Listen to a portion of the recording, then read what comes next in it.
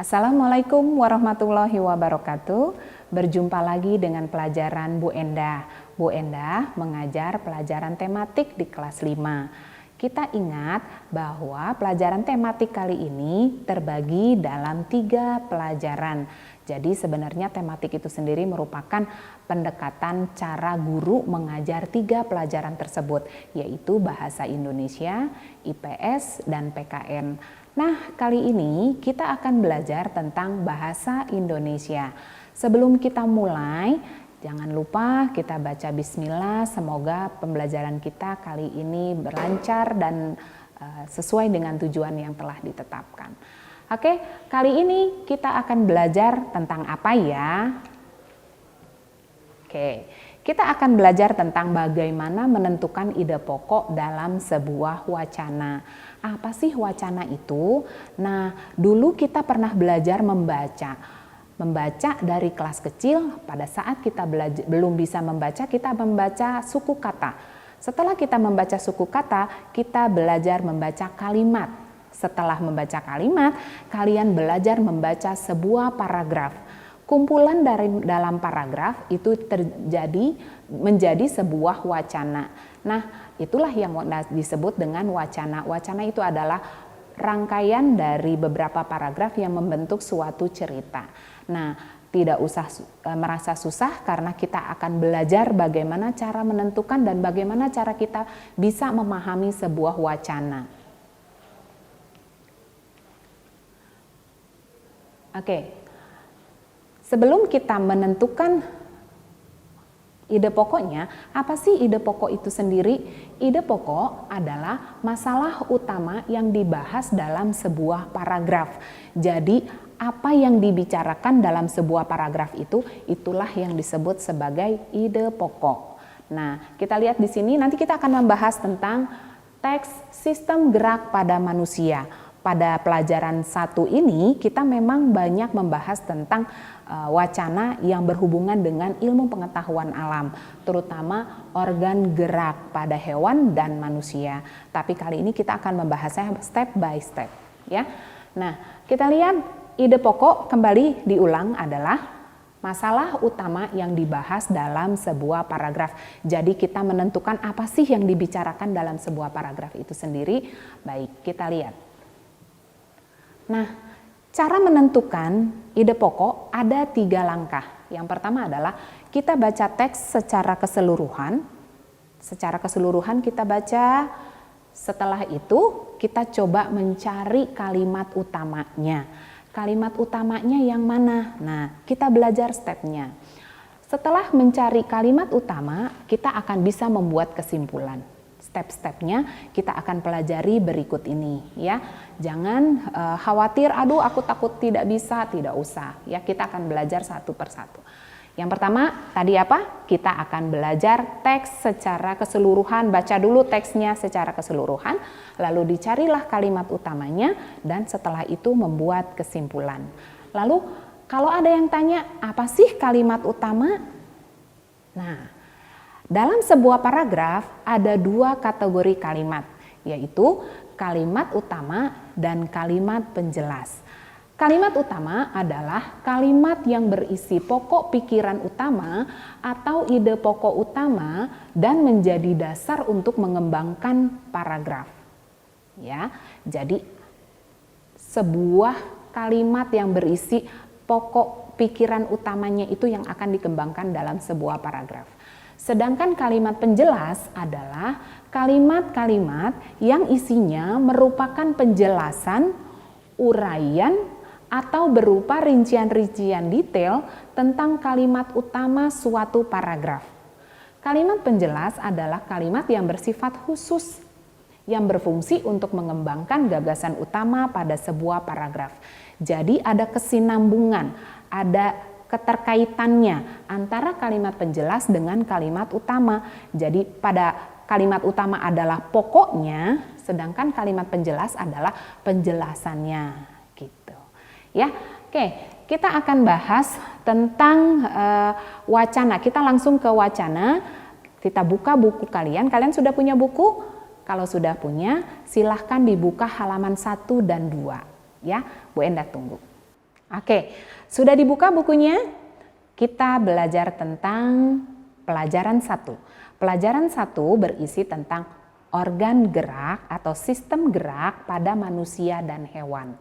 Oke, di situ kita akan membahas tentang materi ilmu pengetahuan alam. Tapi jangan khawatir karena kita belajar bahasa Indonesia harus memahami semua wacana yang berisi tentang ilmu pengetahuan. Ya, kita buka halaman 2. Sudah dibuka halaman 2? Halaman 2 berbicara tentang sistem gerak pada manusia. Ya, sistem gerak pada manusia kita baca, lalu kita analisa dan kita cari ide pokoknya. Yang pertama, langkahnya adalah membaca teks secara keseluruhan. Bu Enda bacakan, kalian menyimak. Buka bukunya, jangan lupa. Paragraf 1, ya. Di dalam aktivitas sehari-hari, manusia sering melakukan gerakan-gerakan. Kemampuan manusia untuk bergerak tersebut karena mempunyai organ-organ yang mendukung tubuh manusia untuk melakukannya. Di dalam ilmu biologi, kerjasama antara organ-organ tersebut dikenal dengan sebutan sistem gerak. Sistem gerak dalam tubuh manusia yaitu tulang atau rangka, otot, dan sendi. Nah, sekarang kita sudah baca. Langkah yang kedua adalah mencari kalimat utamanya. Kalimat utamanya itu adalah apa yang dibahas di dalam paragraf 1 itu. Apa yang menjadi pokok bahasannya. Kita lihat, ini membicarakan tentang sistem gerak dalam tubuh manusia. Di sini kita lihat ada 3 sistem gerak, yaitu tulang atau rangka, yang kedua otot, yang ketiga sendi. Nah, berarti kita sudah bisa menarik ide pokok dari paragraf 1, yaitu sistem gerak dalam tubuh manusia ada 3, yaitu tulang atau rangka, yang kedua otot, yang ketiga sendi. Ya, itulah kesimpulannya. Selesai paragraf 1. Kita lihat di paragraf yang kedua. Bu Enda baca lagi, kalian menyimak. Rangka ialah sebuah alat gerak pasif sebagai tempat melekatnya otot. Sistem gerak pada manusia memungkinkan seseorang untuk melakukan aktivitas geraknya sehari-hari, seperti berjalan, berlari, menari, dan sebagainya. Fungsi utama rangka atau tulang adalah untuk menegakkan tubuh. Tulang dapat menjadi alat gerak karena otot-otot yang berperan sebagai alat penggeraknya. Nah, sekarang kita lihat apa yang dibahas di dalam paragraf kedua ini. Apa yang menjadi pokok bahasannya? Pokok bahasannya adalah yaitu tentang rangka. Ya, rangka. Ini yang kita ambil kesimpulannya. Oh, kalau gitu ada rangka yang dibahas di dalam paragraf kedua. Ya. Lalu yang ketiga, paragraf ketiga.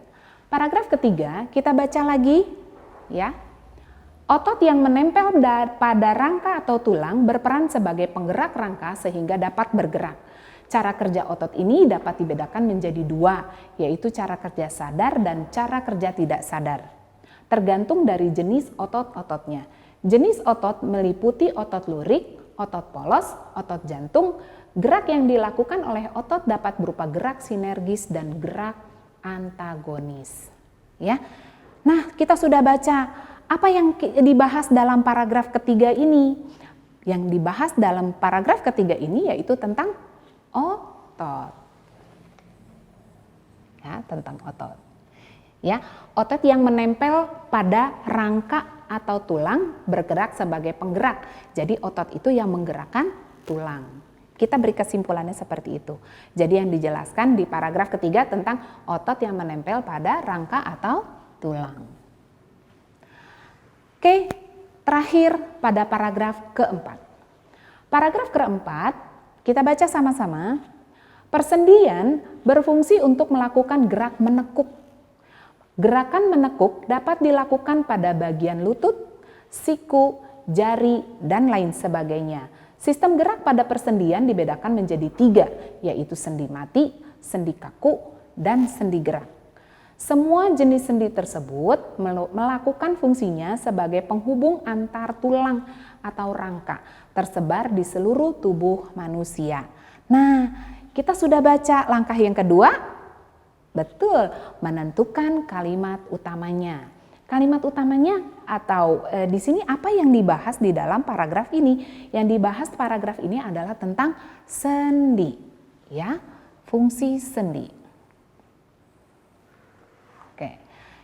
Jadi, kita dapat menarik kesimpulan bahwa ide pokok dari paragraf keempat yaitu berbicara tentang sendi. Oke. Kita sudah membahas dalam satu wacana, tanpa terasa kita sudah bisa memahami isi dari wacana ini.